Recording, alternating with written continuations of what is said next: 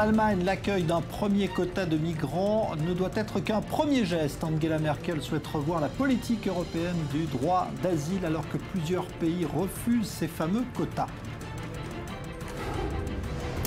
La Grande-Bretagne veut poursuivre les opérations d'élimination de djihadistes en Syrie pour prévenir des attentats sur son sol. 2 d'entre eux ont été tués en août dernier. Ciel jaune et poussière en suspension, une tempête de sable sévit sur tout le Moyen-Orient, des centaines de personnes incommodées et un premier bilan pour l'instant d'au moins 8 morts sur toute la région.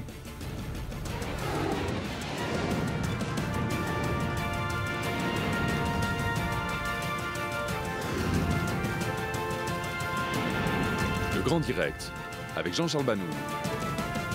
Bonsoir, l'Europe va donc continuer d'accueillir des migrants, mais ces premières vagues ne sont qu'un premier geste pour l'Allemagne. Le pays a l'intention d'accueillir encore plus de réfugiés, mais souhaite que l'effort soit mieux réparti à travers toute l'Europe. Léa Berdugo. L'Europe s'agite pour faire face à la pire crise migratoire qu'elle ait connue. Ce mercredi, Jean-Claude Juncker doit proposer devant le Parlement européen de répartir 120 000 réfugiés sur les 2 prochaines années. Des migrants qui se trouvent actuellement en Italie, en Grèce ou en Hongrie. Pour la chancelière allemande, ce n'est qu'un premier pas. Nous aurons alors l'obligation de partager un nombre défini de personnes. Mais il reste un pas à faire. Car le nombre de réfugiés ne peut être déterminé en Suède ou en Allemagne. Il est le résultat de circonstances. Et c'est pourquoi nous avons besoin au final d'un système ouvert de quotas pour la répartition des hommes qui ont le droit d'asile. L'Allemagne est la première destination pour les migrants. Le pays a reçu durant le week-end quelques 20 000 personnes. La solidarité se met en marche, comme ici à Munich, où une ancienne concession automobile désaffectée a été reconvertie en centre d'accueil. Colline est volontaire, il souligne l'importance du travail bénévole. Je suis en congé cette semaine et je peux donc être ici probablement tous les jours en tant que dure cette situation et tant que l'aide bénévole sera nécessaire. Il y a déjà plusieurs choses qui ont été reprises par l'État et par la ville de Munich, par des professionnels aussi. Mais je pense qu'il est quand même important qu'en tant que bénévole, nous soyons sur place. Angela Merkel a salué l'élan de solidarité des Allemands qui ont été nombreux à accueillir les réfugiés avec de la nourriture et des vêtements ces derniers jours. De nombreux Allemands prônent un accueil plus important car le pays en a les ressources. C'est clairement un grand défi, mais je crois que l'Allemagne est un pays tellement riche que nous pouvons bien y faire face. Et si tout le monde va dans le même sens et qu'un sentiment collectif naît, la chancelière s'est d'ailleurs aussi exprimée dans ce sens. Cela permet à beaucoup plus de gens de se sentir concernés. Je crois que l'Allemagne peut y arriver. Mais malgré les bonnes volontés, l'Allemagne reste débordée par l'afflux. Le pays s'attend à recevoir 800 000 demandes d'asile cette année.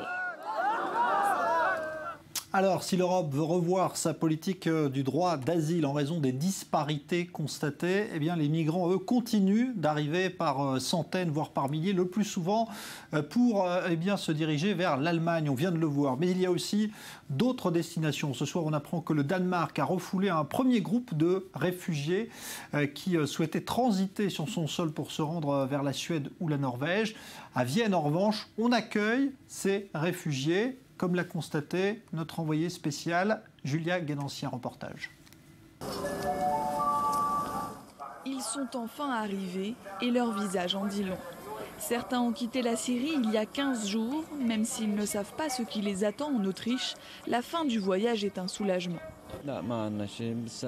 On a quitté la Syrie pour offrir à nos enfants une belle vie. On a fui la mort et on espère que les enfants auront une vie plus calme et sécurisée que la nôtre. Un peu plus loin sur le quai, Karia El Awad. Elle est maintenant réfugiée pour la seconde fois. Ses parents ont quitté le quartier de Yafo à Tel Aviv en 1948. Il y a un mois, elle a quitté sa maison à Latakia pour venir à Vienne. Elle attend aujourd'hui d'autres membres de sa famille. Je suis venue ici pour que mes enfants puissent apprendre et aller à l'université. Ils trouveront du travail. Nous voulons être capables de rendre un jour à ce pays tout ce qu'il est en train de nous donner. Welcome, c'est le mot d'ordre dans cette gare. Ici, les migrants sont la bienvenue. Les bénévoles et les traducteurs les accueillent, leur proposent de l'eau, des boissons chaudes, de la nourriture, des vêtements, mais aussi un peu d'argent et puis des tickets de train. Car pour certains, le voyage n'est pas terminé, ils veulent partir en Allemagne. Au total, l'Autriche a accueilli plus de 10 000 migrants. Beaucoup sont ensuite partis en Allemagne. L'Allemagne, qui attend cette année 800 000 arrivées de migrants, c'est 4 fois plus que l'an dernier. Ce mardi, le ministre des Finances assure que tous les moyens financiers nécessaires seront mis en œuvre pour accueillir et intégrer les réfugiés appelés à s'installer dans le pays. Alors, on va retrouver Julia Guénancia justement en direct de Vienne, en Autriche. Bonsoir Julia. On verra l'endroit où vous vous trouvez dans un instant, on en parlera. Vous êtes devant un camp de réfugiés. Mais d'abord, l'état d'esprit de ces migrants. On vient de voir ce reportage. Vous les avez suivis depuis la Hongrie jusqu'à Vienne. Dans quel état sont-ils arrivés ? Effectivement, on a pris le train avec eux à la frontière hongroise et nous les avons accompagnés jusqu'à Vienne. Alors, les quelques minutes avant l'arrivée du train en gare de Vienne étaient assez pesantes. Ils étaient partagés entre évidemment l'excitation, mais aussi l'angoisse de trouver la police à l'entrée du train et puis l'excitation parce que ça y est, ils commençaient à toucher enfin leur but. Alors, une fois arrivés, eh bien évidemment, c'est beaucoup de joie, c'est beaucoup de soulagement aussi. Ils sont pris en charge par les associations qui sont nombreuses, par des bénévoles aussi qui parlent l'arabe. Donc ça aussi, c'est rassurant et ça permet un contexte beaucoup plus, en tout cas beaucoup plus heureux et beaucoup plus agréable par rapport à ce qu'ils ont vécu ces derniers jours. Alors, ce qui se passe ensuite pour ces migrants, c'est ce qu'on voit derrière vous, Julia, c'est un camp de réfugiés ? Effectivement, alors nous les avons ensuite suivis parce qu'il y a en fait deux possibilités. La plupart des migrants qui viennent ici à Vienne repartent ensuite en Allemagne. Mais pour ceux qui restent, ils peuvent rester une nuit, plusieurs nuits. Ils sont principalement amenés dans ce camp de réfugiés dans lequel je me trouve actuellement. Ce camp de réfugiés est en fait situé sous une gare. Alors a priori, quand on arrive, c'est une gare tout à fait normale. Mais lorsque l'on descend au sous-sol, eh bien c'est tout un autre monde. Ça fourmille, il y a beaucoup de bruit. Nos caméras n'ont pas pu entrer à l'intérieur, n'ont pas pu filmer à l'intérieur du camp, mais nous avons pu le visiter. Il y a des dortoirs avec des lits de camp, de la nourriture, beaucoup de monde. Il y a même des avocats qui donnent des conseils juridiques à ceux qui le voudraient. Une salle de jeu aussi avec les jouets qu'ont amené les Viennois aux enfants. Donc beaucoup de monde. Pour vous dire en un chiffre, le camp de réfugiés a ouvert il y a une semaine. Il y avait à ce moment-là 10 bénévoles. Aujourd'hui, ils sont 500. 500, c'est aussi le nombre de migrants qu'il y a ici. Alors Julia, ce qui est important de souligner également, c'est cette solidarité dont on parle des habitants sur place de Vienne, justement. Comment ces habitants réagissent-ils à l'arrivée de ces centaines de migrants chaque jour ? Eh bien effectivement, vous le voyez peut-être derrière moi, il y a beaucoup de bénévoles, ils se sont tous organisés souvent par les réseaux sociaux et eh bien tout continue d'arriver, de l'eau, de la nourriture, des couvertures, c'est vraiment très bien organisé. Alors on est allé à la rencontre de ces bénévoles aussi, on leur a demandé un peu pourquoi est-ce qu'ils avaient tant eu besoin d'aider et puis ça nous a aussi marqué par rapport à ce qui se passait en Hongrie où la solidarité n'est pas du tout développée, en tout cas pas à ce point-là.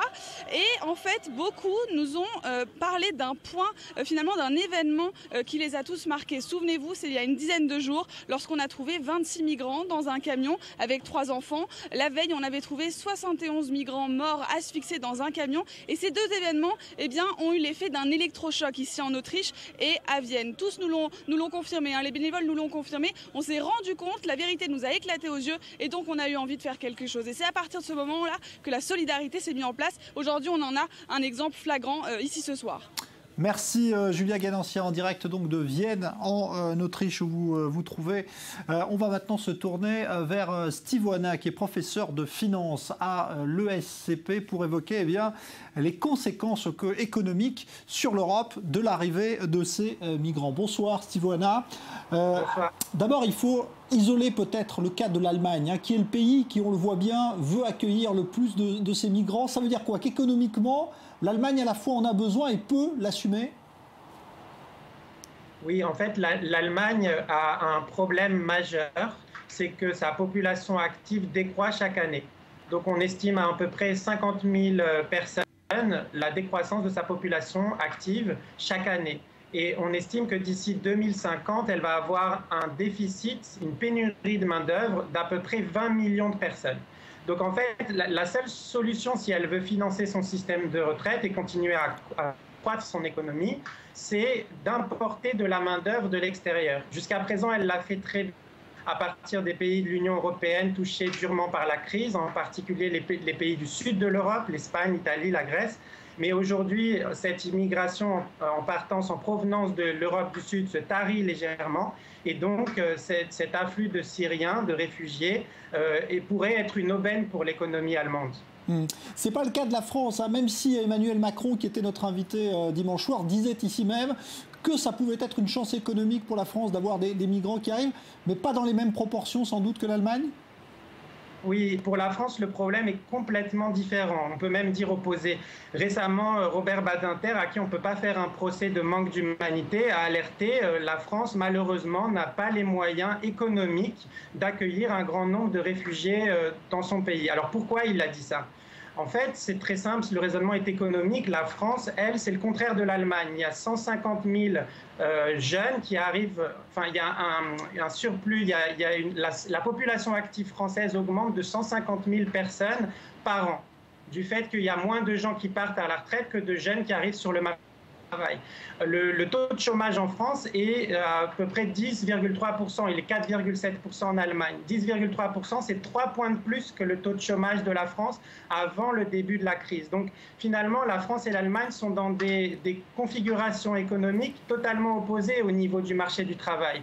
L'Allemagne est en déficit de main-d'œuvre et au contraire, la France est en déficit d'emplois offerts à la population active. Donc pour la France, importer de la main-d'œuvre supplémentaire de l'extérieur n'est pas une bonne opération économique. Ça va aggraver le chômage, ça va accroître le problème de la déflation salariale, ça va faire contribuer à un problème d'intégration de la population qui arrive sur notre sol. Donc en fait, ce n'est pas du tout une bonne opération pour la France. Troisième situation qu'il faut envisager, Steve Oana, ce sont les pays du Sud qui sont finalement en première ligne et qui reçoivent peut-être aussi involontairement tous ces migrants. On pense à la Grèce, à l'Italie, peut-être l'Espagne. Est-ce que économiquement, cela peut aussi avoir des conséquences sur ces trois pays ? Oui, en fait, ces pays ont une responsabilité particulière en vertu des accords de Dublin, c'est-à-dire que c'est des accords qui prévoient dans l'espace de Schengen que des populations de réfugiés qui arrivent dans un pays particulier de l'Europe, de l'espace de Schengen, ont une obligation en fait de les accueillir. Donc finalement, la Grèce et l'Italie, qui sont les pays d'arrivée des pays d'arrivée majeurs de cette immigration, normalement, ont une responsabilité de les accueillir. Mais il se trouve que c'est justement les pays les plus durement touchés par la crise économique qui s'est déclarée à partir de 2008. Ils ont des contraintes budgétaires sévères, ils sont frappés encore plus durement par le chômage que le reste de l'Europe. Donc finalement, pour eux, accueillir ces réfugiés est tout simplement impossible. Économiquement, socialement, c'est impossible. Donc ce qu'ils ont fait, étant donné qu'ils n'ont pas les moyens de les accueillir, on estime à 12 000 € environ le coût d'accueil d'un réfugié aujourd'hui, c'est de les laisser partir vers les autres pays. Donc on voit à travers cet exemple que le manque de solidarité finalement au sein de l'Europe a un impact majeur pour les autres pays. Le problème de la Grèce et de l'Italie n'est pas que leur problème, ça devient le problème de toute l'Europe. Si on n'est pas capable de les aider à accueillir ces populations, à les héberger sur leur sol, à ce moment-là, automatiquement, ces populations se déversent sur le reste de l'Europe. Merci Steve Oana, professeur de finance à l'ESCP Europe, pour cet éclairage économique donc sur cette crise et puis pour avoir une autre idée également des tensions qui continuent de se dérouler aux frontières sud de l'Europe. Regardez ces images aujourd'hui d'intervention musclée de la police hongroise à la frontière avec la Serbie parce que des migrants fatigués d'attendre au point de passage ont tenté de déborder les services d'ordre et de franchir la frontière dans d'autres endroits, provoquant donc l'intervention des forces de l'ordre hongroises. La Turquie a fait une brève incursion terrestre en Irak aujourd'hui. L'armée turque a en effet décidé de répliquer fortement aux dernières attaques menées par le PKK. Le PKK, le Parti des travailleurs du Kurdistan, qui a visé des policiers turcs une nouvelle fois. Pas question d'abandonner le pays aux terroristes, a prévenu le président Erdogan. Joseph Emmanuel. Cela faisait des semaines qu'elle menaçait de le faire, c'est désormais fait, l'incursion de l'armée turque sur le sol irakien. L'objectif est très clair, frapper fort le PKK kurde après l'attaque de ce mardi matin.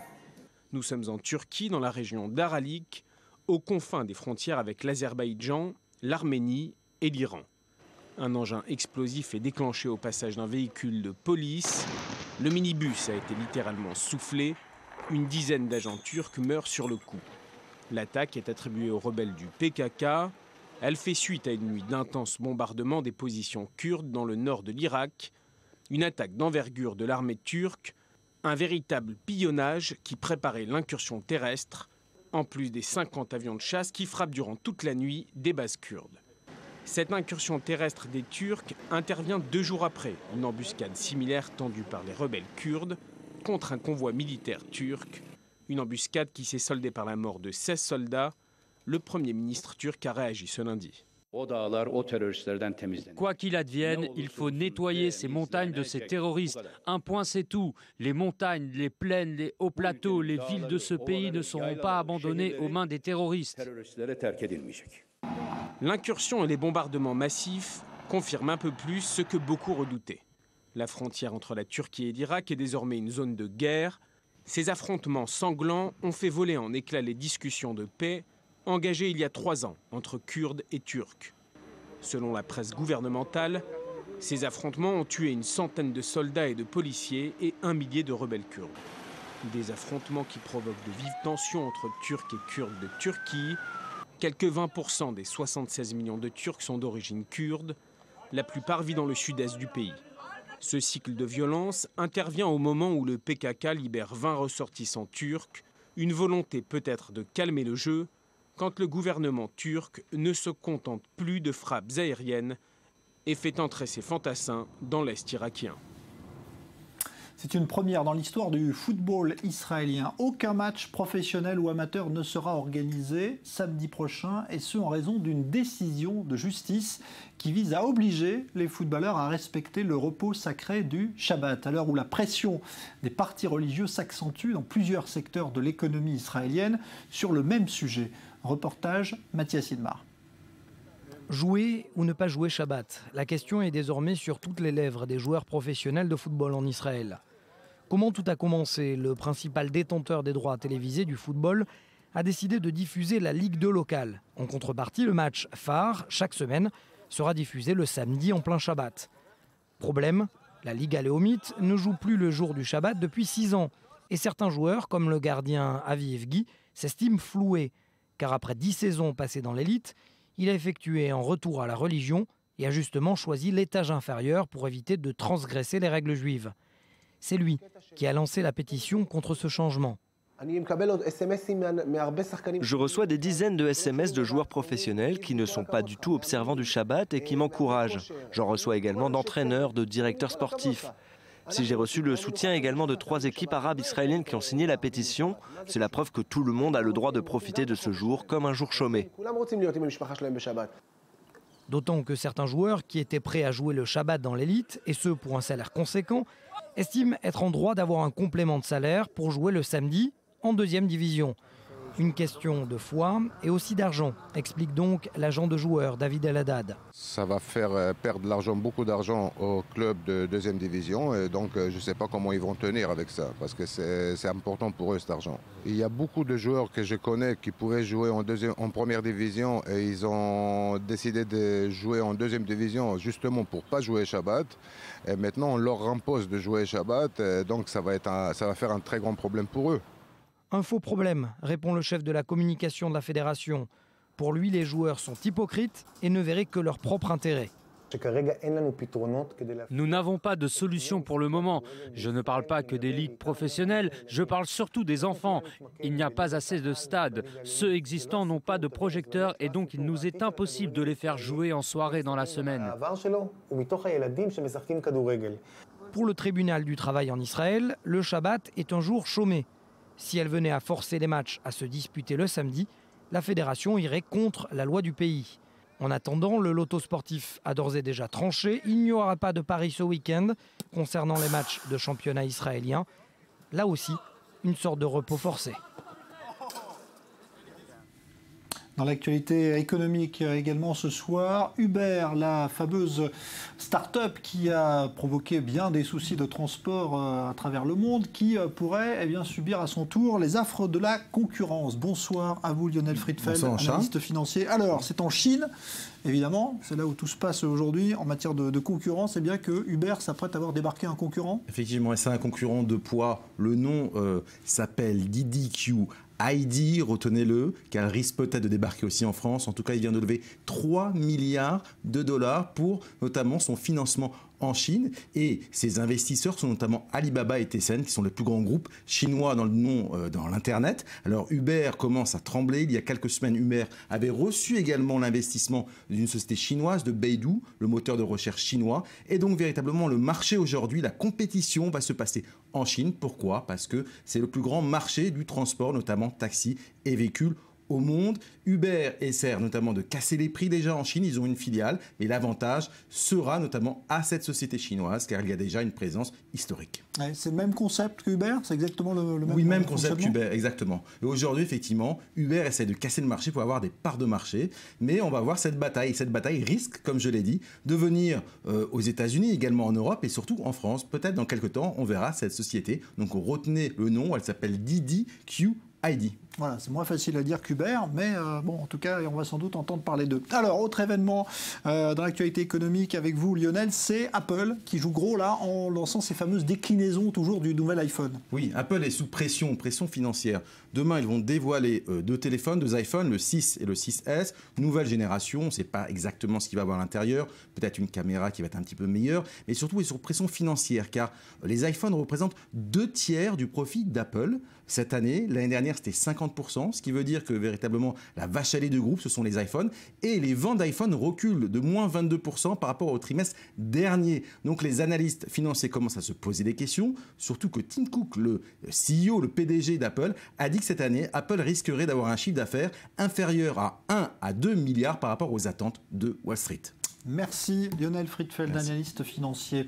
La Russie s'est vue refuser le survol aérien par la Bulgarie et la Grèce. Il s'agissait d'avions en route vers la Syrie, au moment où des rumeurs font état avec insistance d'un engagement militaire des Russes dans la guerre civile en Syrie. Moscou a nié et demande d'ailleurs des explications ce soir à Sofia et Athènes. La Grande-Bretagne, de son côté, elle, annonce qu'elle va poursuivre les frappes de drones en Syrie, car hier, pour la première fois, le Premier ministre a annoncé l'élimination de djihadistes de l'État islamique britannique en territoire syrien. Explication, Joseph Emmanuel.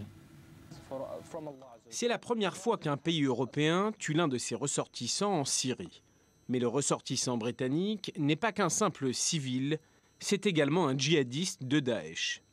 C'est la première frappe de l'armée aérienne britannique en Syrie. Il y en aura sans doute d'autres. Et celle-ci avait lieu le 21 août dernier dans la ville de Raqqa. L'objectif est alors très clair. Et David Cameron a révélé ce mardi aux députés de la Chambre des communes les détails de l'opération. Aujourd'hui, je peux informer la Chambre que dans un acte de légitime défense et après une planification méticuleuse, Riyad Khan a été tué dans une frappe aérienne de précision le 21 août, une frappe par un drone de l'armée de l'air royale. Il circulait dans un véhicule dans la région de Raqqa en Syrie. C'est donc la première frappe de la Royal Air Force en Syrie et le Premier ministre a pris soin de préciser que ce bombardement n'entrait pas dans le cadre de la coalition internationale contre l'État islamique. Une frappe préventive pour tuer Riyad Khan, une frappe qui, toujours selon David Cameron, n'a pas fait de victimes civiles, mais l'opération a fait 2 autres victimes, combattants de l'État islamique, dont Rouhou Lamid, un autre ressortissant du Royaume-Uni. Des ressortissants britanniques qui combattent dans les rangs de Daesh, en Syrie comme en Irak, il y en a des milliers. Alors pourquoi le gouvernement britannique a-t-il fait ce qu'il n'avait encore jamais fait, les frapper en Syrie? Ces djihadistes auraient été sur le point de commettre un attentat sur le territoire de Sa Majesté, la reine Elisabeth, le jour de la commémoration de la victoire sur le Japon pendant la Seconde Guerre mondiale. Une commémoration à laquelle devaient assister le prince de Galles et le Premier ministre en plein cœur de Londres.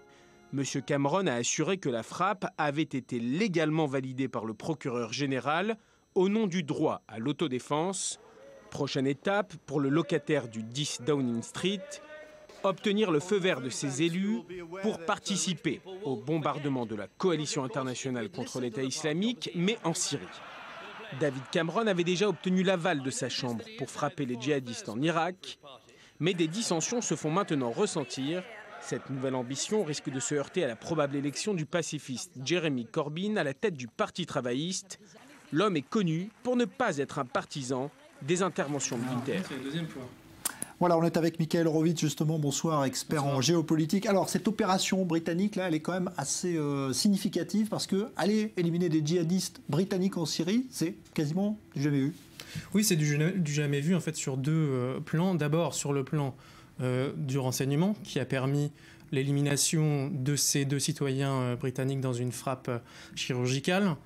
Ce qu'il faut comprendre, c'est que ces 2 citoyens britanniques, en fait, étaient impliqués dans le recrutement de loups solitaires en Grande-Bretagne, qui visait donc à faire une série d'attentats, dont ceux dont vous avez parlé concernant la commémoration de la Seconde Guerre mondiale, et que donc il est possible qu'on les ait repérés par ce genre d'activité. C'est-à-dire que ce genre d'activité implique l'utilisation de réseaux sociaux pour rester en contact avec les potentiels candidats au djihad et à des attaques sur le sol britannique. Et donc, c'est possible que les Britanniques aient pu triangulariser la population, la position de ces djihadistes.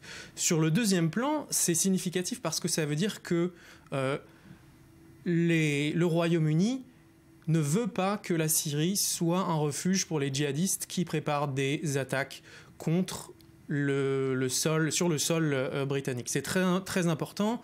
Ça veut dire que le Royaume-Uni, qui n'a pas voté, le gouvernement britannique, le Parlement britannique n'a pas voté pour faire des frappes en Syrie, en revanche, envoie ce message à l'État islamique: nous vous frapperons où que vous soyez si vous cherchez à faire des attentats sur le sol britannique. C'est très important parce que c'est quelque chose qui visiblement est un tournant européen.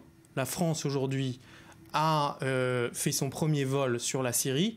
Le président Hollande a dit que ces vols de reconnaissance, pour l'instant, ont pour objectif, entre autres, de prévenir des attaques sur le sol français, puisque les attaques de loups solitaires sont manigancées et sont établies par des éléments de l'État islamique en Syrie et en Irak. D'un mot, là, 30 secondes avant la pause, sur la présence militaire russe. Là, on a vu qu'il y a eu un incident diplomatique. Là, il est possible, on va en parler juste après la pause, mais on évoque ça déjà un instant, que la Russie donc soit présente militairement en Syrie. On en reparle. Vous restez avec nous, Michael Horowitz, juste après la pause. À tout de suite.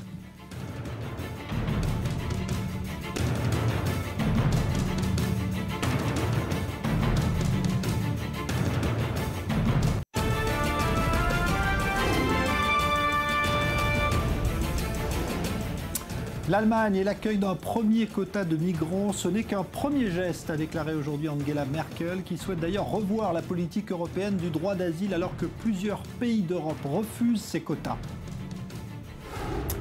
La Grande-Bretagne, elle, veut poursuivre ses opérations d'élimination de djihadistes en Syrie afin de prévenir des attentats sur son sol.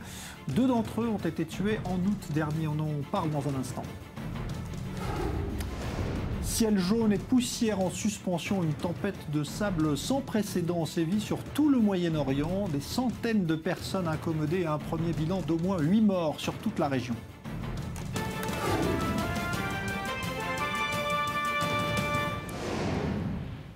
On évoquait donc ces opérations militaires en Syrie. On en parle avec Michael Horowitz, qui est toujours avec nous, expert en géopolitique. Alors, on évoquait à l'instant la Russie, parce qu'il y a un incident sérieux ce soir, puisque la Russie a demandé des explications à la Bulgarie et à la Grèce, qui ont refusé l'autorisation de survol à des avions russes qui se rendaient en Syrie. Officiellement, c'est de l'aide humanitaire. Est-ce qu'on a aujourd'hui des indications précises sur un engagement plus grand de la Russie sur le territoire syrien? C'est extrêmement difficile d'avoir des certitudes sur ce genre de sujet, mais il y a quelques indications qui montrent que la Russie est de plus en plus impliquée militairement en Syrie. Elle a toujours été impliquée en Syrie aux côtés d'Assad. C'est un allié naturel et historique de la Russie depuis l'ère soviétique. Mais on voit certaines photos qui ont été diffusées, notamment de bateaux russes passant le détroit du Bosphore avec des armes à leur bord.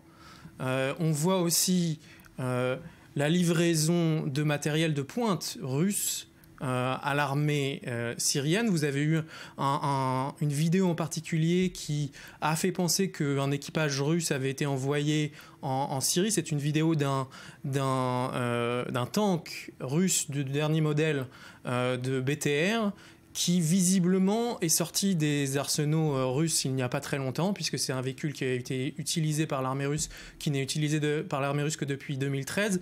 Et ces signes-là font penser que la Russie est en train d'améliorer et d'étendre son aide militaire au régime syrien, ce qui serait logique puisque le régime syrien fait face à des défis qui sont de plus en plus grands, notamment dans le nord de la Syrie. Voilà les dernières réactions ce soir, inquiétude de l'OTAN qui fait part d'ailleurs de sa préoccupation si donc ces informations venaient à être vérifiées. Alors on parle maintenant du Sinaï parce qu'aujourd'hui a lieu également une opération importante de l'armée égyptienne contre l'État islamique dans le Sinaï. Là aussi, ce n'est pas la première opération. Est-ce qu'elle semble plus importante que les autres ?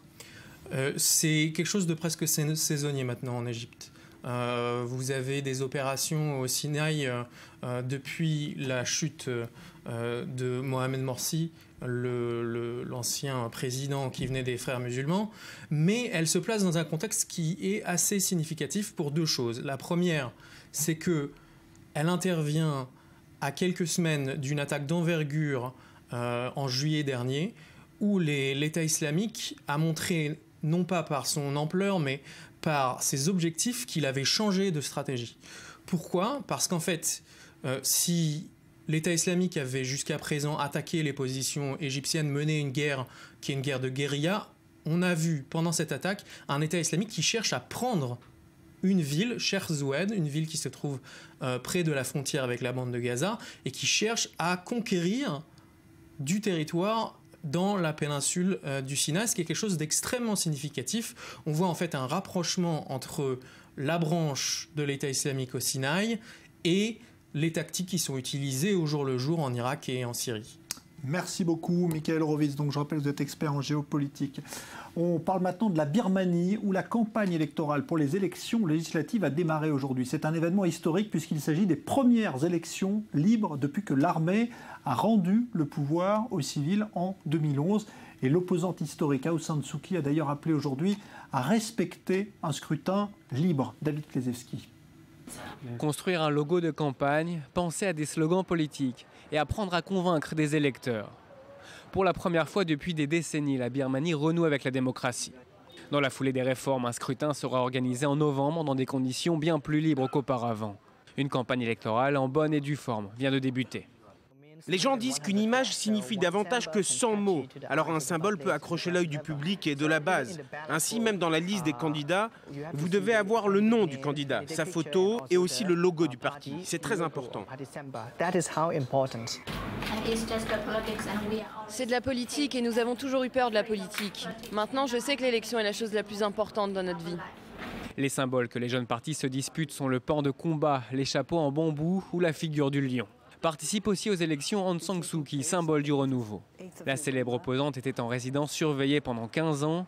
Elle est désormais la chef de file du PND, la formation qui part favori aux élections. C'est la meilleure contribution que vous pouvez faire à la paix et au progrès dans ce pays, en vous assurant que notre peuple ressente que sa volonté a été respectée et que leur volonté a été respectée avec un véritable changement politique et gouvernemental. Près de 30 millions de Birmans sont appelés aux urnes le 8 novembre, pour la plupart d'entre eux la toute première expérience démocratique. L'Assemblée élira ensuite, quelques mois plus tard, un nouveau président. En France, François Hollande reçoit ce soir à l'Élysée l'artiste Anish Kapoor, dont l'œuvre très controversée vient d'être vandalisée il y a quelques jours au château de Versailles, ce qui a suscité une très vive émotion. Bonsoir Léa Volbert. Bonsoir. Il s'agissait de graffitis antisémites notamment. Exactement, et l'œuvre vandalisée restera en l'état. C'est le souhait d'Anish Kapoor. Il a fait part de son choix 24 heures après la dégradation de son œuvre. Ça s'est passé dans la nuit de samedi à dimanche. Plus d'une dizaine de tags et d'inscriptions royalistes, racistes, antisémites à la peinture blanche sur cette œuvre monumentale d'Anish Kapoor qui s'appelle Dirty Corner et qui est exposée depuis le 9 juin dernier dans les jardins du château de Versailles. SS, sacrifice sanglant, le deuxième viol de la nation par l'activisme juif déviant ou encore le Christ est roi. C'est ce genre d'inscription qu'on peut désormais lire sur l'œuvre et sur les pierres qui l'entourent, comme vous le voyez sur les images. Dirty Corner suscite la polémique depuis un moment déjà. Ses premiers et ses plus fidèles détracteurs l'ont rebaptisé le vagin de la reine en raison de sa forme et de l'évocation sexuelle évidente et du lieu de l'exposition. Alors cette dégradation est une véritable onde de choc dans le monde de l'art et même au-delà. Le galeriste Kamel Menour était interrogé à ce sujet par Valérie Bécassis un peu plus tôt dans l'après-midi dans le magazine de la culture. On l'écoute.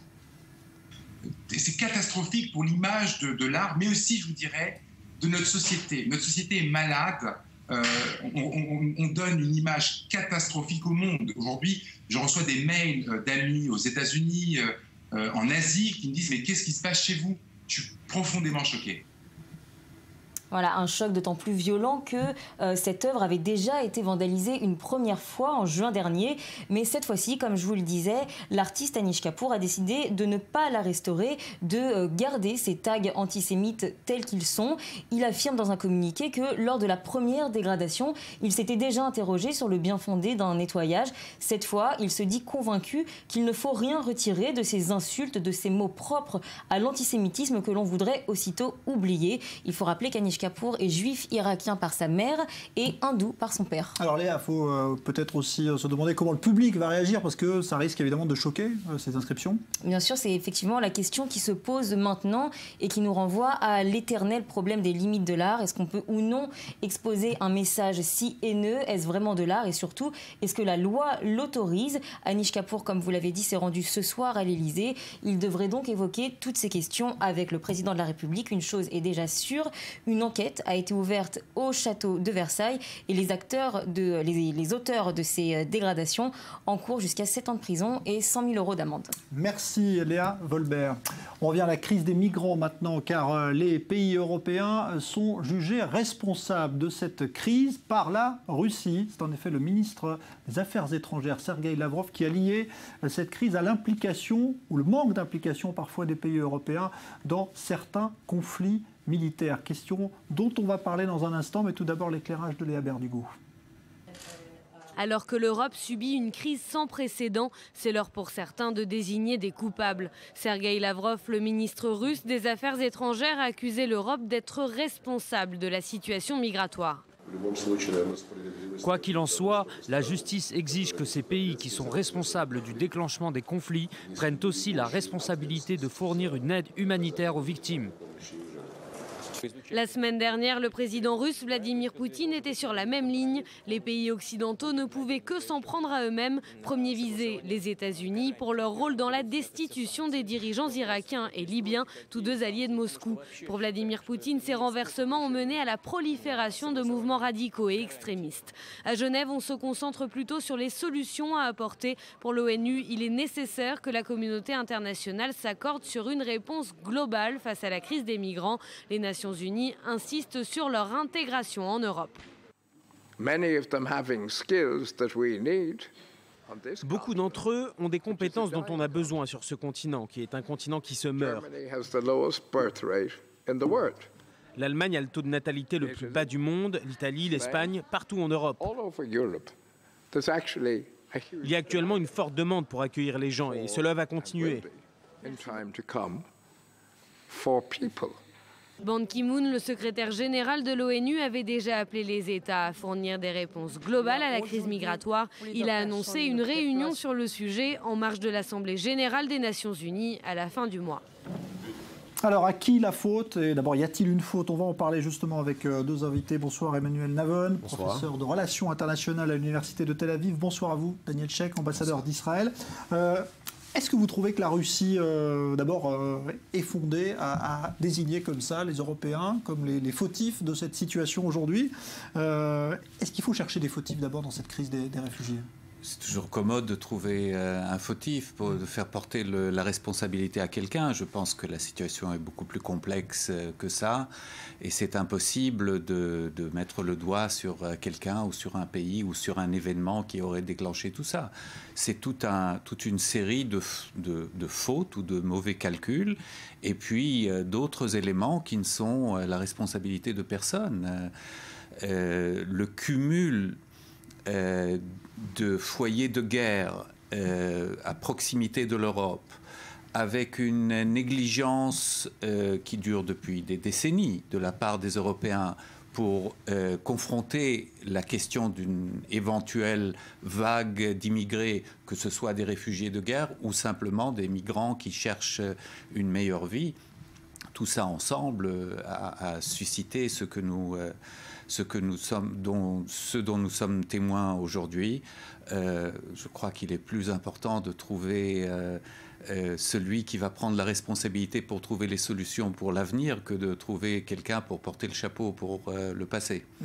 Emmanuel Navon, sur cette responsabilité que les Russes imputent aux Européens aujourd'hui, d'autres aux Américains, vous trouvez qu'il y a une cause là aujourd'hui à ce qui est en train de se passer? Je dois dire que Vladimir Poutine ne manque pas de culot, étant donné que c'est quand même la Russie qui maintient Bachar Assad au pouvoir et qui l'arme, et qui par conséquent a une responsabilité écrasante dans la guerre civile qui dure depuis plus de 4 ans, qui a fait plus de 300 000 victimes et 4 millions de réfugiés. Et aujourd'hui, c'est l'Europe qui en subit les conséquences à la suite de ces vagues migratoires et pas la Russie. Donc effectivement, la Russie a toujours ce réflexe de toujours accuser l'Occident en général pour tous les maux de la planète. Mais ce qu'il faut faire aujourd'hui, et là-dessus je suis d'accord avec Daniel Scheck, c'est pas essayer de trouver ou d'inventer même des responsables, mais de trouver des solutions. Et la Russie fait partie du problème. Là encore une fois, parce que aujourd'hui, trouver une solution, on voit que de plus en plus de pays européens, François Hollande l'a annoncé récemment, il y a eu également des frappes aériennes britanniques. Et de plus en plus de voix en France se font entendre pour qu'il y ait même une intervention terrestre contre l'État islamique. Le problème maintenant, c'est que lutter contre l'État islamique pour mettre fin à ces vagues migratoires, c'est de facto aider Bachar Assad. Et lorsqu'on sait qu'aujourd'hui les pays européens veulent mettre en place l'accord nucléaire de Vienne avec l'Iran, on peut difficilement se permettre, comme l'a dit François Hollande, d'écarter Assad. Je crois que François Hollande se fait des films lorsqu'il dit on va frapper l'État islamique et on va également éliminer Assad.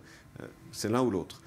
Mais la Russie fait partie du problème. Ouais. Il y a quand même des questions qui se posent aujourd'hui parce que certains se demandent pourquoi tout d'un coup ces migrants, parce que la guerre civile en Syrie n'a pas démarré il y a 2 mois, pourquoi ces migrants arrivent, déferlent sur l'Europe à ce moment précis? Est-ce qu'un pays comme la Turquie a pu peut-être pousser vers leur départ vers l'Europe? Est-ce qu'à votre avis, il y a des causes là qui ont déclenché soudainement cette crise aujourd'hui? Il y a toujours un point de départ pour tout mouvement, mais il n'est pas forcément le résultat d'un événement spécifique. Ça peut être simplement l'aboutissement d'une pression qui grandit, comme l'a dit Emmanuel Navon. Il s'agit de 4 millions de personnes éparpillées sur plusieurs pays, et ça dure, et ça dure, et ça dure. Bon, des réfugiés, ils partent, ils s'installent dans des camps de réfugiés, ils se disent c'est une question de quelques semaines, de quelques mois, et puis ça se prolonge et ça se prolonge. Et quelqu'un trouve une filière, et une fois que la filière est trouvée, le flot commence à prendre de l'ampleur, et ce qui était un goutte à goutte devient un déferlement. C'est tout à fait clair, puisque c'est du bouche à oreille, c'est quelqu'un qui s'installe dans une ville et qui invite sa famille et ses proches.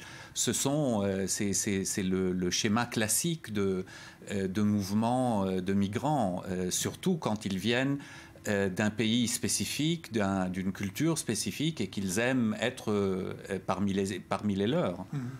Emmanuel Navon, là-dessus? Il faut bien comprendre que beaucoup de réfugiés syriens sont en Turquie, qu'il devient de plus en plus évident qu'à terme, ils ne pourront pas y rester. Et qu'ils ne le souhaitent pas, d'ailleurs.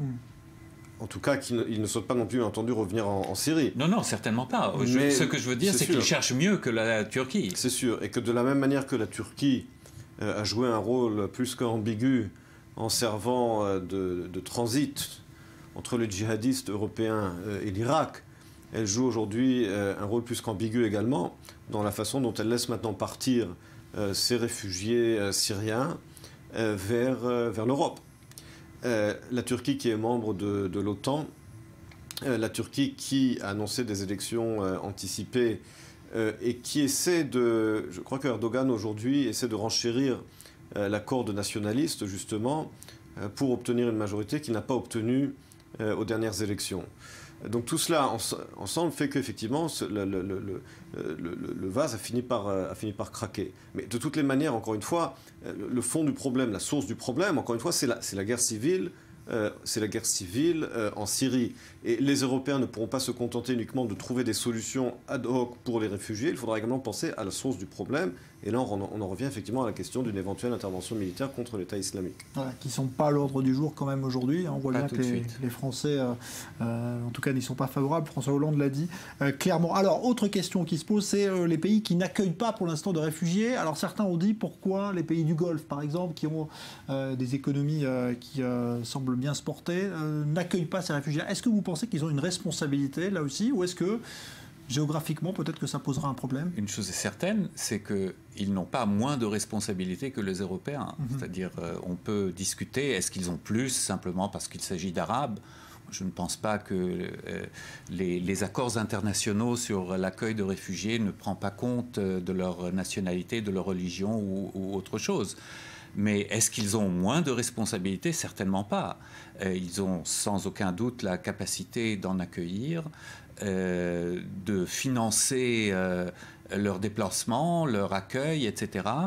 Et ce n'est pas la première fois qu'un manque de solidarité dans le monde arabe est assez flagrant. On peut, plus près de chez nous, parler de leurs grands mots par rapport aux Palestiniens comparé à une aide réelle qui est minimale. Et les Palestiniens sont les premiers à s'en plaindre. Ouais. Manuel Navod. C'est plus qu'un manque de solidarité, c'est du cynisme. Bien entendu, vous avez rappelé le problème des réfugiés palestiniens qui, depuis 4 générations, sont dans des camps, dans des pays avec lesquels il n'y a aucune différence de langue, de religion, d'ethnie, qui auraient dû et qui auraient pu être intégrés depuis longtemps. Or, ils sont maintenus cyniquement dans des camps pour laisser la plaie ouverte des réfugiés de 1948, que ce soit au Liban, en Syrie, ce qui reste de la Syrie, ou en Jordanie.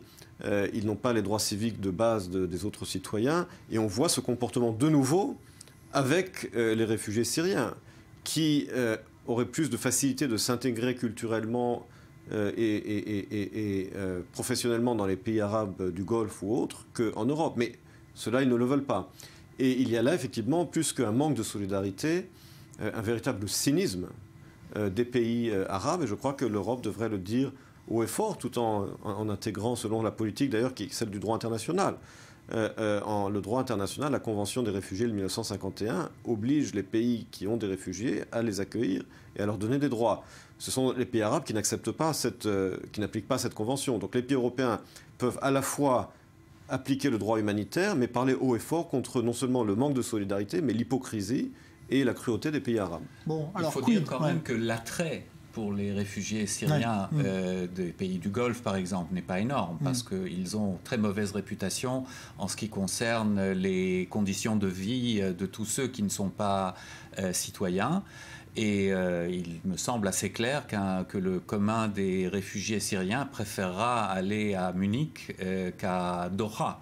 C'est assez clair. Ouais, c'est d'ailleurs ce qui se passe visiblement. Alors, je voudrais qu'on parle aussi des États-Unis, parce qu'on a vu que le Canada, par exemple, s'apprêtait à accueillir au Québec plusieurs milliers de ces réfugiés. Les Américains, pour l'instant, très prudents, ils envisagent peut-être, mais c'est pas clair du tout. Pourquoi les Américains silencieux sur le problème de l'accueil justement de ces réfugiés, selon vous ? Il ne faut pas oublier d'où viennent ces réfugiés. Il ne faut pas oublier qu'ils viennent du Proche-Orient. C'est un sujet sensible maintenant aux États-Unis, avec la lutte contre le terrorisme.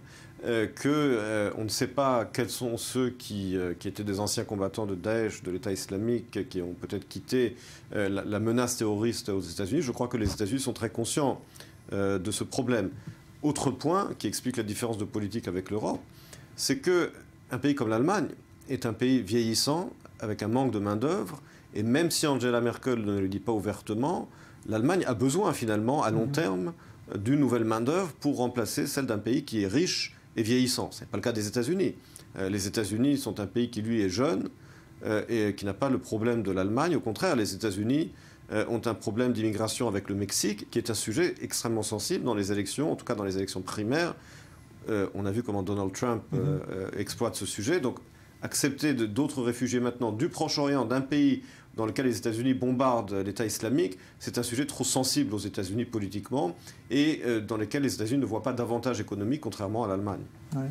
Je pense que c'est juste. Et en plus, les Américains ont tendance de plus en plus de dire aux Européens, écoutez, au moins les problèmes qui se déroulent dans votre quartier, c'est à vous de trouver les solutions. Donc déjà, les interventions militaires, tout le monde se tourne vers les États-Unis.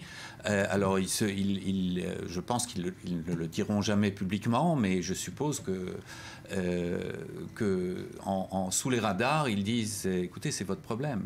Nous, on a... Et d'ailleurs, c'est vrai qu'il y a un flot énorme d'immigration vers les États-Unis, et les États-Unis sont plutôt à l'aise avec cette question. Ça a toujours été une nation d'immigration, mais je pense qu'ils sont assez réticents par rapport à ce genre de flot, de nouvelles sources d'immigration, et en fait, je ne pense pas qu'ils en accueilleront. Bon, en tout cas, le problème est actuellement, c'est vrai, sur le territoire européen avec des réactions très diverses. On l'a vu, la France, plus ambiguë, on va dire, puisqu'on voit que si le gouvernement veut en accueillir, au niveau des collectivités locales, ça passe moins. Il y a un problème en France, à votre avis, justement, lié à certains maires, par exemple, ont dit qu'ils voulaient bien accueillir des réfugiés chrétiens, mais pas d'autres. Ça pose plus de soucis en France qu'en Allemagne. Il y a une explication ? Écoutez, d'abord, la France, économiquement, n'est pas l'Allemagne. La France a un chômage élevé, une croissance zéro, même négative. L'Allemagne, en revanche, a une croissance positive et un chômage faible. Donc l'Allemagne a des capacités économiques et même des besoins de main-d'œuvre, qu'on vient de le dire, que n'a pas la France. Donc on ne peut pas comparer. C'est vrai que l'Allemagne a plus de capacité à recevoir ces réfugiés que l'Allemagne. Et d'ailleurs, c'est la raison pour laquelle la plupart de ces réfugiés veulent avant tout arriver en Allemagne. Donc la Commission européenne a une politique qui est assez artificielle finalement de répartir ces réfugiés entre les pays européens, mais tous les pays européens n'ont pas la même capacité économique. Pour les gouvernements européens, être perçu par l'électorat comme accepter la politique de la Commission européenne électoralement, ça n'est pas très bon, pour surtout les gouvernements qui ont des élections, des échéances électorales bientôt. Et puis, n'oubliez pas également les accords de Schengen qui font que ces quotas perdent leur signification quand on sait qu'une fois légalisés, eh bien, ces mêmes réfugiés peuvent passer librement d'un pays à l'autre. Donc, encore une fois, je dirais que cette politique de la Commission européenne n'est pas forcément la plus logique et ne prend pas forcément en compte les différences de capacité économique des différents pays de l'Union européenne. Vous êtes d'accord, Daniel Scheck, là-dessus ? Oui, à la fin, c'est la loi du marché qui va gagner. Les réfugiés vont aller là où ils ont du travail, là où les conditions sociales sont les meilleures, là où ils ont peut-être déjà de la famille ou des voisins. Et c'est vrai que puisqu'il s'agit de l'espace Schengen, ils doivent se légaliser quelque part et puis après, ils vont choisir. Et il est clair que pour le moment, les pays comme l'Allemagne, comme certains pays scandinaves, ont le plus grand attrait simplement parce que les conditions économiques sont les plus favorables. Merci Daniel Scheck, merci Emmanuel Navon. Alors on parlait d'économie justement. Le ministre français de l'économie termine sa visite en Israël ce soir. C'était l'occasion pour lui de rappeler que les Français étaient appelés à investir de plus en plus en Israël et à multiplier les échanges. On se rappelle de la polémique avec l'opérateur de téléphonie Orange il y a quelques mois. Son directeur général adjoint était en Israël lui aussi ces jours-ci et il était l'invité du Mag Echo. Aujourd'hui on l'écoute avec David Neyman. On a lancé l'an dernier un FAB en Israël, qui a été vraiment déjà bien salué, dans lequel on a vu passer une petite dizaine de sociétés. Certaines sont en train de se développer, vont peut-être être financées d'ailleurs par des véhicules d'investissement que nous avons. Donc c'est vraiment l'incubation-accélération, comme vous le disiez. Et puis aussi c'est l'annonce de notre volonté de nous renforcer dans l'investissement dans des startups en Israël. Israël, c'est une terre de technologie. On n'en connaît pas beaucoup des comme ça, et on a vraiment envie de continuer à y être présent et à investir plus. Donc un écosystème d'innovation performant en Israël, c'est votre regard, le regard que vous portez sur ça? C'est-à-dire qu'il y a une formation incroyable, il y a une énergie aussi, c'est pardon un lieu commun de le dire, mais une énergie incroyable aussi qu'on ressent physiquement quand on vient. Et puis il y a tous ces jeunes gens extrêmement bien formés, très entreprenants, qui sont prêts à prendre des risques et donc qui lancent beaucoup de startups. Alors c'est historiquement documenté, c'est-à-dire que ça date pas exactement d'hier, ça fait longtemps qu'Israël produit des grandes startups dans le monde. Parfois elles sont créées puis elles sont vendues à des grands groupes et sinon elles continuent leur existence. Donc on est dans ce mouvement depuis un moment, on a envie d'y être encore plus. Beaucoup de sociétés cotées au Nasdaq. Alors concrètement, Orange en Israël, mis à part forcément la polémique de la licence de marque avec l'opérateur partenaire qui a fait beaucoup de bruit ces derniers mois, vous disposez d'une filiale de services pour les médias en ligne, V-Access Aura, d'un centre de recherche, vous l'avez dit, d'innovation. Est-ce que la présence d'Orange, vous la voyez à long terme ici en Israël? Alors absolument, la présence d'Orange d'abord, elle date pas d'hier, ça fait une vingtaine d'années quand même qu'on est là. V-Access Orca, comme vous l'avez mentionné, c'est une société qui emploie aujourd'hui 65 personnes directement, une centaine qui travaillent pour elle. Donc, on a une présence, on a des activités de recherche aussi qui sont là depuis un moment. On a des activités qu'on appelle business to business, ça s'appelait CITA, ça s'appelle OBS aujourd'hui. Voilà, donc c'est un pays dans lequel on est actif, c'est un pays dans lequel on a bien l'intention de rester actif, pas en tant qu'opérateur de télécom, pour les raisons que vous savez, mais pour toutes les autres activités. Évidemment, on condamne totalement toute forme de boycott, donc on est contre ces idées de boycott, ça c'est clair. Deuxièmement, c'est pas compliqué, puisqu'encore une fois, comme je le mentionnais à l'instant, on est en Israël depuis longtemps, on n'a jamais eu l'intention de s'en retirer, et on a bien l'intention d'y rester, et de continuer à y être actif et présent, pas comme opérateur de télécom, mais comme investisseur dans la R&D, dans les startups ou dans le business to business. Voilà donc mise au point du directeur général adjoint d'Orange. Nouveau journal complet dans un instant avec Elsa Mimoun. Nous on va se retrouver dans une dizaine de minutes. On évoquera notamment cet épisode exceptionnel de tempête de sable sur le Moyen-Orient aujourd'hui qui a fait 8 morts et des centaines de personnes qui ont dû être hospitalisées. À tout à l'heure.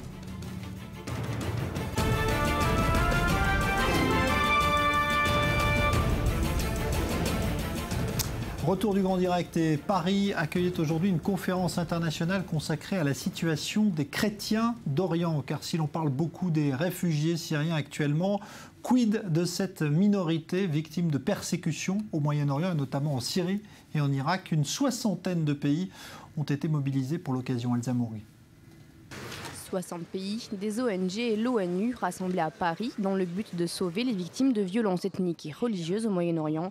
Co-présidée par la France et la Jordanie, cette conférence s'articule autour de 3 axes, judiciaire, humanitaire et politique. Côté judiciaire, le président français souhaite impliquer la Cour pénale internationale.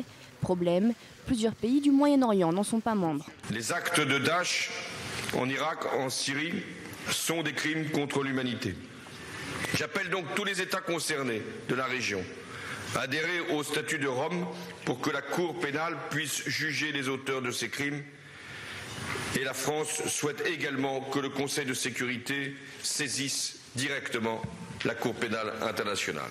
François Hollande a également appelé à soutenir plus les pays du Moyen-Orient, car côté humanitaire, il faut noter que la plupart des réfugiés syriens, toutes ethnies confondues, sont accueillis dans les pays voisins. 1,2 million de réfugiés sont enregistrés au Liban, 2 millions en Turquie, 300 000 en Irak, principalement dans la zone kurde, et près d'1 million en Jordanie. La Jordanie joue son rôle humanitaire au nom de la communauté internationale. Elle porte le poids de la crise des migrants alors que des centaines de milliers de réfugiés de toutes croyances, de tout groupe ethnique affluent vers la Jordanie. Paris s'engage à débloquer un fonds d'urgence de 10 millions d'euros pour financer le déminage de la ville de Kobané, la réhabilitation du camp de Bardaraach au Kurdistan irakien et la rénovation de l'école du camp qui accueillera 2000 enfants. Des associations comme l'agence France Presse de développement ont également annoncé une aide financière supplémentaire pour les communautés réfugiées dans les pays voisins des régions en guerre. Alors en ligne avec nous, Christian Mallard, qui est notre consultant diplomatique. Bonsoir Christian. Bonsoir Jean-Charles. Vous avez assisté à cette conférence donc, sur les persécutions de minorités ethniques ou religieuses au Moyen-Orient. D'abord, pourquoi cette conférence aujourd'hui, au moment où on parle tellement de ces réfugiés syriens qui arrivent en Europe? Cette conférence, je crois qu'elle se veut être une feuille de route pour une réponse vraiment internationale au problème des réfugiés dont on vient de parler, des personnes, des familles chrétiennes, yazidis, kurdes qui sont déplacées, avec en plus une aide accrue, bien sûr, aux 4 pays que vous venez de mentionner, où ils se trouvent en majorité, c'est-à-dire l'Irak, la Jordanie, le Liban et la Turquie.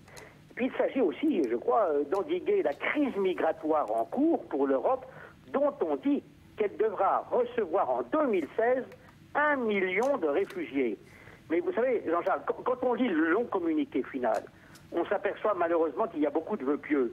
J'espère me tromper, mais je pense que l'on rêve lorsqu'on demande aux autorités irakiennes une solution politique basée sur l'intégration et le respect de toutes les composantes de la société, sans distinction et discrimination religieuse. Surtout quand on sait que chiites majoritaires et sunnites minoritaires sont incapables de s'entendre. Et puis enfin, lorsqu'on dit dans ce communiqué qu'il faut préserver l'unité et la souveraineté de la Syrie. Mais de quelle Syrie parle-t-on? Alors c'est vrai que ça paraît étonnant. Et puis il y a aussi, Christian, de plus en plus aujourd'hui la question de l'intervention militaire en Syrie, notamment au sol, qui est réclamée par certains mais refusée par François Hollande. Est-ce qu'on en a parlé aujourd'hui? Est-ce que l'idée d'une intervention militaire internationale plus massive est une préoccupation aujourd'hui? Vous savez, il est bien que François Hollande se soit ravisé, je crois que c'est l'avis de tout le monde, en déclarant de frapper les cibles de l'État islamique qui sont essentiellement en Syrie. Mais enfin, ce n'est pas la France, on le sait pertinemment, qui va changer la donne. Tous les militaires de haut rang, qu'ils soient américains, français ou autres, vous disent aujourd'hui, on peut, je les cite, on peut éradiquer l'État islamique en 4 à 6 semaines à une condition. Envoyer des troupes au sol avec toutes les forces de la coalition occidentale et arabe. Simplement, François Hollande l'a dit clairement, l'a redit aujourd'hui, il s'y refuse, il sait qu'il n'en a pas les moyens, et puis il lui est facile de se retrancher derrière Obama, qui y est hostile, et à 16 mois de la fin de son mandat, le 20 janvier 2017, le président américain ne veut pas apparaître comme un nouveau George W. Bush dont on paye le prix des erreurs en Irak, ça c'est clair. Alors, un dernier mot, Christian, parce qu'on a beaucoup parlé au début, ou en tout cas il y a quelques mois encore, de ces chrétiens d'Orient. Aujourd'hui, on n'en parle quasiment plus, on parle des réfugiés d'une manière globale. Est-ce qu'il y a encore, est-ce que ces minorités se sentent en danger, est-ce qu'elles se sentent abandonnées finalement de la communauté internationale? Oui, vous savez, les représentants que j'ai pu rencontrer disent clairement qu'il est urgent d'aujourd'hui de dépasser, je les cite, les déclarations d'intention. Vous savez, en 2003, les chrétiens d'Irak, au moment de l'invasion américaine, étaient au nombre de 1,5 million. Et aujourd'hui, ils sont entre 120 et 200 000. Ils se disent victimes, je les cite là encore, d'un nouveau génocide ethnique, culturel, religieux, dans la continuité du génocide perpétré par l'Empire ottoman en 1915 contre les Arméniens et les Assyro-Chaldéens qui parlent l'araméen, c'est-à-dire la langue du Christ. Et aujourd'hui, ben oui, ils demandent une zone de protection spéciale sous l'égide des Nations Unies et l'aide au retour à Mossoul, par exemple, en Irak, où l'État islamique s'est implanté depuis 1 an. Mais tout ça n'est vraiment pas du tout évident, vous savez.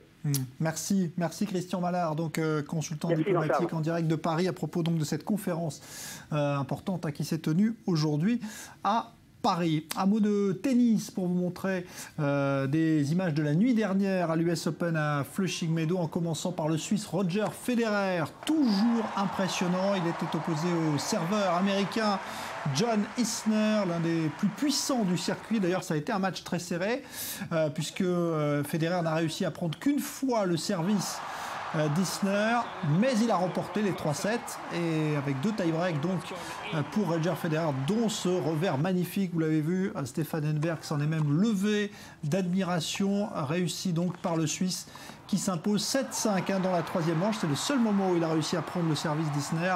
Federer en quart de finale, il sera opposé au Français Richard Gasquet, qui lui aussi s'est qualifié. Autre sensation, et celle-là c'est une vraie surprise, eh bien le Sud-Africain Anderson qui a réussi à battre l'un des favoris du tournoi, Andy Murray, l'Écossais, défaite en 4-7 pour Murray, qui a trouvé apparemment sur sa route un joueur très agressif, très déterminé. Et malgré ce point, vous allez voir, qui est absolument somptueux, eh bien Murray qui baisse les bras, vous l'avez vu, de dépit après avoir été passé au filet. Murray qui s'incline donc dès les huitièmes de finale. C'est une contre-performance pour lui. Anderson qui va rencontrer en quart de finale eh bien, un autre joueur suisse, car quand on pense à Federer, évidemment, il y a Wawrinka pas loin. Wawrinka qui s'est qualifié face à l'Américain Donald Young. Wawrinka aussi qui poursuit sa route sans faire trop de bruit, mais qui sera présent donc au rendez-vous des quarts de finale de cette US Open. Voilà, d'autres matchs à venir la nuit prochaine, et notamment Tsonga opposé au tenant du titre Marin Cilic. On vous parle donc de cette tempête d'une ampleur jamais vue depuis au moins 75 ans qui frappe actuellement le Moyen-Orient. C'est une tempête de sable et de poussière qui rend le ciel jaune sur le Liban, la Syrie et Israël depuis ce matin. Des centaines de personnes ont dû être hospitalisées. On parle d'un premier bilan de 8 morts. Elsa Mourgue, Benjamin Le Souef. Des images impressionnante. Le Moyen-Orient est recouvert d'une épaisse couche de sable d'une densité exceptionnelle et dangereuse. Plusieurs morts au Liban et en Syrie et des centaines de personnes hospitalisées partout dans la région. Les autorités de plusieurs pays recommandent d'éviter de sortir de chez soi et invitent leurs habitants à prendre soin des personnes dites fragiles, comme les enfants, les personnes âgées ou encore les femmes enceintes. Je ne vais pas sortir de chez moi à moins que ça ne soit absolument nécessaire. Et si je sors, je porte un masque. La seule raison pour laquelle je suis dehors, c'est que je vais chez le médecin. Nous souffrons beaucoup et d'une façon anormale. Nous prenons des précautions autant que nous pouvons, en portant des masques, surtout près des poubelles et dans les embouteillages. C'est irrespirable. Nous souffrons beaucoup. La tempête de sable affecte plus particulièrement les réfugiés syriens vivant dans des camps de fortune. En plus des effets sur la santé, cette tempête de sable a des conséquences géopolitiques, comme l'affirment des ONG en Syrie. Selon elles, les avions du régime de Bachar al-Assad sont paralysés au sol, offrant une accalmie dans les bombardements. Sur l'île méditerranéenne de Chypre, proche des côtes syriennes, ainsi qu'en Israël, des vols ont été retardés ou redirigés vers d'autres aéroports. Alors on va parler de ce phénomène avec un spécialiste justement puisqu'on est en ligne depuis Jérusalem avec le professeur Uri Dayan. Bonsoir, vous êtes professeur des sciences atmosphériques à l'université de Jérusalem. C'est vrai on est au Moyen-Orient, c'est normal qu'il y ait des tempêtes de sable. D'où ça vient exactement? Comment ça se forme une tempête de sable, professeur? Bonsoir. Il s'agit au fond d'une dépression barométrique qui se trouve au fond tout le long de la mer Rouge, et forme un genre d'extension de la dépression tropicale qui se trouve pas très loin du Moyen-Orient. Et ça, c'est une condition qu'on ressent enfin chaque printemps et chaque automne. Mais cette fois-ci, cette tempête est vraiment arrivée très tôt. Et cette dépression a généré un vent très fort au-dessus de la Syrie et a relevé une grande tempête poussiéreuse. Donc c'est de la poussière, c'est pas du sable. Donc de la poussière, ça veut dire qu'il y a de la pollution de l'air. Aujourd'hui, c'est extrêmement difficile de respirer. Oui, c'est vrai. Alors avec les vents qui proviennent de nord-est, ce nuage-là est parvenu en Israël, tout en passant par le Liban et le nord de la Jordanie. C'est-à-dire, si on regarde l'animation des photos satellites, on voit très bien comment cette tâche très très bien déterminée avance comme ça vers le sud, tout en recouvrant Israël et continuant vers le sud. Pourquoi, professeur, est-ce que c'est exceptionnel cette tempête aujourd'hui? Parce que vous dites qu'il y en a régulièrement. Celle-là, elle est particulière, vous la trouvez beaucoup plus impressionnante que les autres? Oui, c'est vrai, c'est dans deux sens. D'abord, ce n'est pas la saison favorable pour ce genre de tempête. D'habitude, ça arrive et ça peut arriver des deux grands déserts. Le désert, c'est-à-dire à l'est, l'Arabie Saoudite, la Syrie, l'Irak et tout ça. Et ça peut aussi provenir, d'ailleurs la plupart du temps, ça vient de l'Afrique du Nord et du Sahara. Mais d'habitude, comme je viens de mentionner, ça arrive au printemps et en automne. Mais maintenant, nous sommes encore loin de la haute saison d'automne. C'est pour ça que c'est assez rare d'arriver si tôt. Mais ça peut y arriver. Ça peut y arriver. Maintenant, il s'agit d'une couche poussiéreuse enfin très fine, je dirais quelque chose comme moins d'1 millième de millimètre chaque particule. Donc elle est suspendue dans l'atmosphère pour pas mal de temps, surtout si les vents ne sont pas très forts. Ça veut dire que ça peut durer plusieurs jours? Non, plusieurs jours, je crois que c'est un peu trop, mais je penserais jusqu'à quelque chose comme les prochaines 24 heures sûrement. Merci beaucoup, professeur Ouri Dayan. Je rappelle que vous êtes professeur des sciences atmosphériques à l'université hébraïque de Jérusalem. Après donc cet épisode assez spectaculaire, bilan, je vous le rappelle, provisoire, 8 morts sur toute la région du Moyen-Orient et puis des centaines de personnes qui ont dû être hospitalisées, certaines en situation d'insuffisance respiratoire toute la journée, donc notamment en Israël. Le Canada, à présent, avec cette guerre ouverte entre l'organisation écologiste Greenpeace et le premier producteur mondial de papier. Au centre du bras de fer, une forêt boréale dont la préservation pourrait être menacée par une surexploitation commerciale du bois. C'est une vraie guerre que se livrent le producteur de bois et l'association Greenpeace soutenue par des habitants locaux. David Klezewski. Si les forêts d'Amazonie retiennent souvent l'attention, d'autres espaces boisés sont aussi menacés de destruction. Bienvenue à Broadback, Canada, autrefois le paradis de ses habitants, appelé les cris. Et c'est aujourd'hui justement un cri d'alarme que ses représentants souhaitent adresser au monde. Leur espace de vie est en danger. Parfois je pleure quand je suis chez moi et quand je pense à la terre, au fait qu'elle va être détruite, quand je pense à l'exploitation forestière et aux machines. Pas de titre de propriété. Ici, les habitants estiment que la terre n'appartient à personne d'autre qu'elle-même. Le survol de cette forêt boréale offre peu de place au doute. Les industries du bois grignotent toujours un peu plus.